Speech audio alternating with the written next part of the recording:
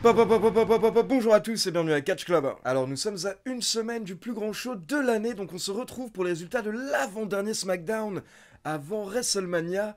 Et hier soir on a eu un nouveau segment avec Sami Zayn, Kevin Owens et la Bloodline. Et on a également un nouveau gros match qui a été confirmé pour WrestleMania 39.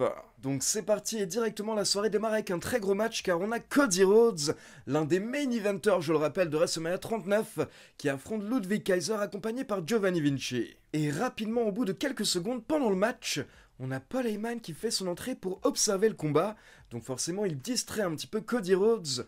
Puis un peu plus tard on a également Solo Sikoa qui fait son entrée, donc il vient aux côtés de Paul Heyman, encore une fois pour surveiller le combat, et les deux se rapprochent du ring petit à petit. Donc forcément Cody Rhodes était un petit peu déconcentré, mais au final, il a réussi à placer le Cody Cutter puis le Crossroads pour la victoire. Mais attention, car après le match, on a Paul Heyman et Solo Sikoa qui montent sur le ring, et Paul Heyman nous annonce que lundi prochain, lors de Raw, Cody Rhodes va affronter Solo Sikoa. Et si Cody Rhodes survit, et bien derrière il pourra aller à WrestleMania pour affronter le chef tribal Roman Reigns.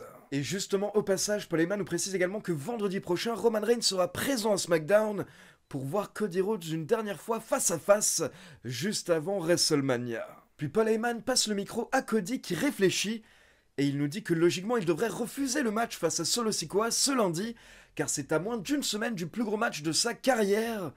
Mais Cody Rhodes nous rappelle qu'il a battu Seth Rollins avec la moitié de son corps qui pendait. Donc Cody Rhodes n'a peur de rien, il peut tout faire. Puis comme lors du dernier Rock, Cody Rhodes fixe Solo Sikoa et il lui répète ce qu'il lui a dit lundi dernier. Tu n'es pas prêt. Tu n'es pas prêt et tu vas t'en rendre compte lundi à Raw. Puis à WrestleMania, Roman Reigns va également se rendre compte qu'il n'est pas prêt. Et clairement, lors de ce segment, on pouvait voir dorénavant à quel point Cody Rhodes est à un autre niveau. À l'époque, il n'était pas prêt comme Solo Sikoa, quand il était par exemple aux côtés de Randy Orton, etc.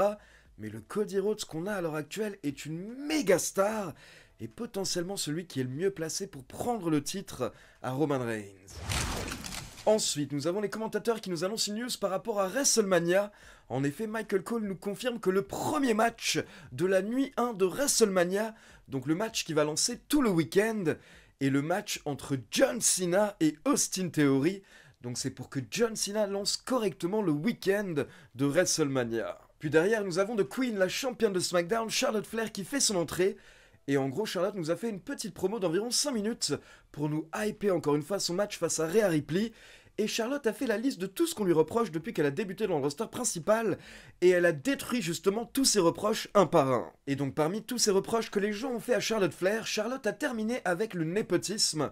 Elle a expliqué que bien entendu on lui reproche toujours d'être là parce qu'elle est la fille de Ric Flair, mais elle explique qu'elle adore son papa, elle aime son papa, et qu'elle ne s'excusera jamais par rapport au fait de continuer le plus grand héritage de l'histoire du catch, donc l'héritage de la famille Flair. Et justement pour terminer avec un clin d'œil par rapport à son héritage, Charlotte Flair termine sa promo avec la phrase « Les diamants sont éternels, tout comme les Charlotte Flair », donc bien entendu une grande phrase de son papa. Et donc petite remarque par rapport à cette promo, la promo était vraiment très très bien. Maintenant, est-ce que ça m'a vraiment donné encore plus envie de voir le match entre Charlotte et Rhea Ripley? Je dirais que pas vraiment, mais de toute manière, je suis déjà très hypé par ce match, tout simplement parce que je veux vraiment voir Rhea Ripley battre Charlotte Flair et devenir championne. Ensuite, nous avons Rey Mysterio qui fait son entrée pour son match face à LA Knight. Et là, la caméra nous montre bien qu'au premier rang, nous avons la femme et la fille de Rey Mysterio qui sont présents dans le public. Et donc le match démarre, Rey Mysterio prend le contrôle, mais au bout de quelques minutes, vous avez Dominic Mysterio qui fait son entrée et qui vient observer le match. Et quelques minutes plus tard, Dominic intervient et il fait trébucher son père alors qu'il allait tenter de porter un 619 à LA Knight. Donc là, Rey Mysterio n'est pas content, il se retourne vers Dominic, mais pendant ce temps, LA Knight chope Rey Mysterio par derrière avec un roll-up pour la victoire. Et donc forcément, après le match, Dominic monte sur le ring, il confronte encore une fois Rey Mysterio, et il lui demande s'il va enfin lui donner ce qu'il veut, son match à WrestleMania 39. Mais Rey Mysterio répond encore une fois non, et il s'en va. Donc là, Dominic tourne son attention vers sa maman, il sort à l'extérieur du ring, et d'abord il s'embrouille un petit peu avec sa sœur, puis là sa mère prend le micro Mais Dominic reprend le micro violemment de la main de sa maman, et là Dominic gueule sur sa maman en lui disant de la fermer. Mais par contre, ça fait tilter Rey Mysterio. Rey Mysterio était en train de retourner en coulisses, mais quand il voit Dominic manquer de respect à sa maman, ça lui a fait péter un câble. Donc là, Rey Mysterio intervient et il met une droite à Dominic. Donc forcément, on a eu une méga pop dans la salle parce que c'est la première fois que Rey Mysterio a osé frapper son fils. Et derrière, Rey Mysterio prend le micro, il dit qu'il ne voulait pas, mais Dominic ne lui a pas laissé le choix, donc au final, il accepte. Et il va affronter son fils à WrestleMania 39. Ensuite, les commentateurs nous rappellent les 3 noms qui ont été annoncés pour le moment pour le Hall of Fame 2023. Donc je rappelle qu'il s'agit de l'acteur Andy Kaufman et des légendes Rey Mysterio et le Great Muta. Et pour rappel, le Hall of Fame aura lieu la semaine prochaine, juste après SmackDown, et il sera diffusé sur le WWE Network. Puis on enchaîne avec Natalya et Shotzi qui ont battu Lacey Evans et Xia Ali pour se qualifier pour le Tag Team 4-Way féminin qui aura lieu à WrestleMania 39. Donc Natalya et Shotzi rejoignent Raquel Rodriguez et Liv Morgan qui s'étaient qualifiées la semaine dernière et qui étaient au bord du ring pour observer le match. Mais attention, ce n'est pas terminé car après le combat, nous avons Shayna Baszler et Ronda Rousey qui font leur entrée et elles se moquent de toutes les faces qui étaient sur le ring, donc Natalya, Shotzi, Raquel Rodriguez et Liv Morgan, notamment en disant qu'elles ont déjà blessé toutes ces catcheuses. Puis Shayna Baszler et Ronda Rousey nous expliquent qu'elles ont discuté avec les officiels en coulisses et c'est bon, elles n'ont pas besoin de match de qualification, elles ont directement été ajoutées au 4-Way de WrestleMania 39. Donc à WrestleMania, nous aurons Raquel Rodriguez et Liv Morgan contre Natalya et Shotzi, contre Shayna Baszler et Ronda Rousey, contre une dernière équipe qui doit encore se qualifier. Puis derrière, on doit enchaîner avec la signature de contrat pour le match pour le titre intercontinental à WrestleMania. Et donc d'abord, nous avons McIntyre et Sheamus qui font leur entrée. Sheamus est accompagné par les Brawling Brutes. Et on a McIntyre et Sheamus qui se prennent un petit peu la tête. Et McIntyre nous dit notamment qu'il a déjà battu Sheamus et il sait qu'il peut battre Gunther. Mais par contre, l'histoire nous a prouvé que Sheamus ne peut pas battre Gunther. Donc justement, le champion intercontinental fait son entrée et il est très énervé car il nous explique qu'il peut perdre son titre à WrestleMania 39 sans même recevoir le tombé ou la soumission.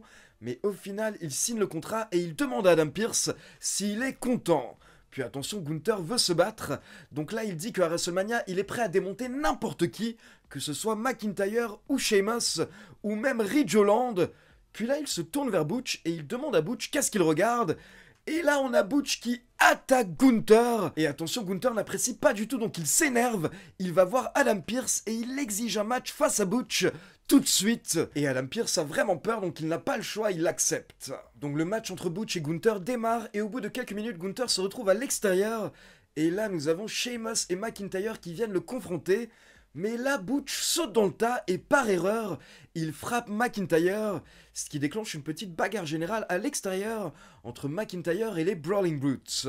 Mais pendant ce temps, dans le ring, on a Gunther qui fait le taf et qui remporte le match en portant son finisher de la Symphony. Et attention, après le match, on a Sheamus qui monte sur le ring pour checker Butch. Et là, Gunther est derrière lui, mais McIntyre sort de nulle part et il porte un Claymore Kick à Gunther.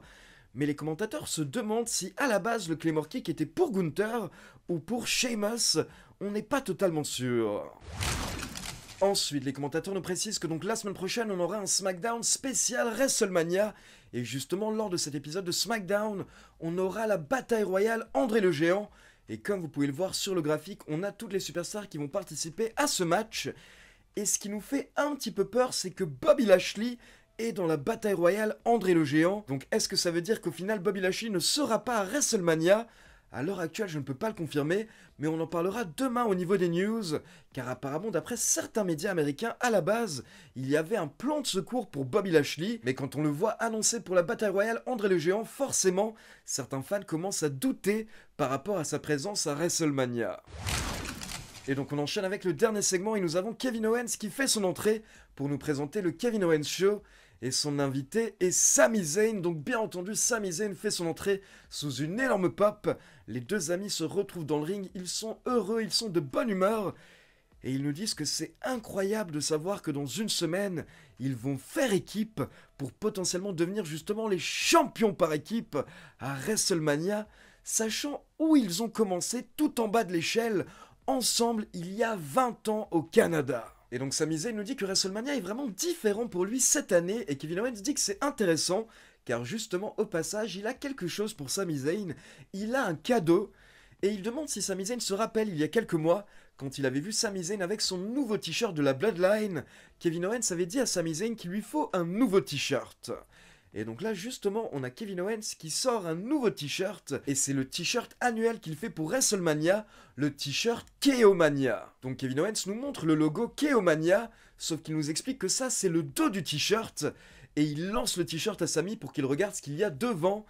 Et devant en fait il y a un logo spécial Sami Zayn en mode WrestleZania. Donc clairement c'était pour nous rappeler le moment où Roman Reigns avait offert un t-shirt spécial à Sami Zayn et c'est vraiment pour tourner la page pour montrer que maintenant la Bloodline est oubliée du côté de Sami Zayn et que maintenant c'est vraiment cette équipe avec Kevin Owens qui compte à nouveau pour lui. Donc forcément Sami est super content, il met le t-shirt et derrière il veut faire un nouveau câlin à Kevin Owens. Mais Kevin Owens lui dit non c'est bon, tu as eu ton câlin la semaine dernière, on se fait que un câlin par an. Mais au final Kevin Owens a cédé, les deux sont fait un énorme câlin.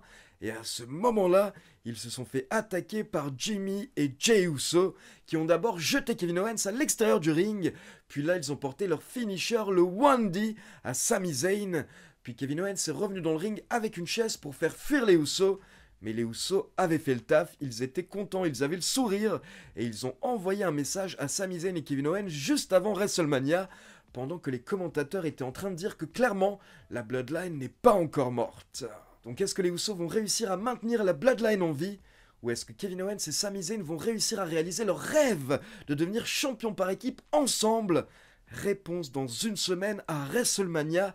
Et je rappelle bien entendu que ce soit pour WrestleMania nuit 1 ou nuit 2, on se retrouvera en direct sur Twitch et je vous commenterai le pay-per-view en direct comme chaque année. Donc voilà, c'est tout pour les résultats de SmackDown et maintenant comme d'habitude c'est à vous. N'hésitez pas à me laisser vos avis dans les commentaires et comme d'habitude, n'oubliez pas de liker la vidéo, de vous abonner à la chaîne et de cliquer sur la petite cloche pour être informé de la sortie des prochaines vidéos.